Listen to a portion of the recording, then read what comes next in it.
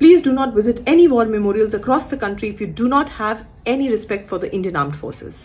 As a third generation Fauji kid, the daughter-in-law of an army officer and the wife of an army officer, I have a humble request to all civilians कि अगर आपको Indian army की कदर नहीं है, आपको ये नहीं पता कि हमारी फौज क्या करती है, तो प्लीज किसी भी ऐसी जगह पर एज ए टूरिस्ट भी मत जाइए जहां पर फौज के बगैर वो जगह सरवाइव नहीं कर सकती। और आप जैसे लोगों को कोई हक नहीं है कि आप ऐसी जगहों पर जाकर एज ए टूरिस्ट पहाड़ों में, ठंडी हवाओं में, वॉर मेमोरियल्स में जाकर फोटो खिंचा के इंस्टाग्राम की पोस्ट पे डालें जय हिंद की सेना। No, you have no right to step into that land, to step into that memorial जो हमारे फौजियों के खून से रंगा हुआ है।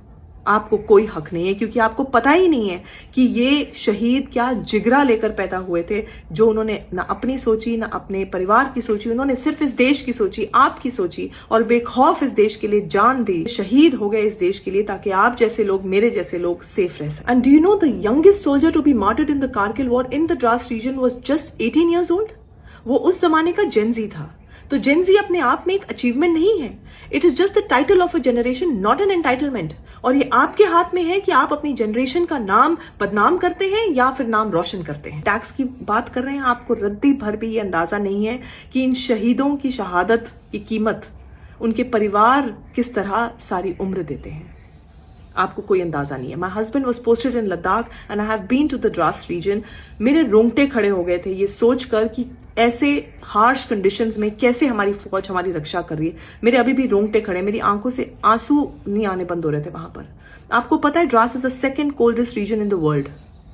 -40, -60 तक टेम्परेचर जाता है। हम यहाँ पे जरा सी ठंड में हीटर चला लेते हैं, गीजर से पानी गर्म कर लेते हैं, वहां पर बर्फ ही पिघलाकर वो पी रहे हैं, बर्फ को ही पिघलाकर वो पानी को इस्तेमाल कर रहे हैं अपना खाना बनाने में। परिवारों से कई दिन, कई हफ्तों तक बात नहीं हो पाती, ठंडा खाना खा रहे हैं। ऐसे हार्श कंडीशंस में, उन सर्दियों में भी वो हमारी रक्षा कर रहे हैं। आप हिम्मत कर सकती हैं वहां पे ठंड में जाने की? गर्मियों में आप स्टाइल मार के वहां जा रही हैं, आप हिम्मत कर सकती हैं -40, -50 में वहां जाकर 2 घंटे क्या, एक आधा घंटा भी खड़े होने की? और क्योंकि वो सर्दियों में भी उन हार्श कंडीशन से लड़कर हमारी रक्षा कर रहे हैं, इसलिए आप गर्मियों में जाकर एज ए टूरिस्ट उनसे लड़ सकते हैं। And let's get one more thing clear, जो आप टैक्स की बात करें, फौजीज ऑल्सो फर्स्टली पे द टैक्स, एंड सेकेंडली आपकी और मेरी बदौलत फौज नहीं है, फौज की बदौलत आप और मैं हैं। इंडियन आर्मी है, इंडियन नेवी है, इंडियन एयरफोर्स है, तो हम हैं, तो ये देश है। और ये बात आप कभी भूलिएगा मत। And the least we can do is say thank you. जय हिंद की सेना।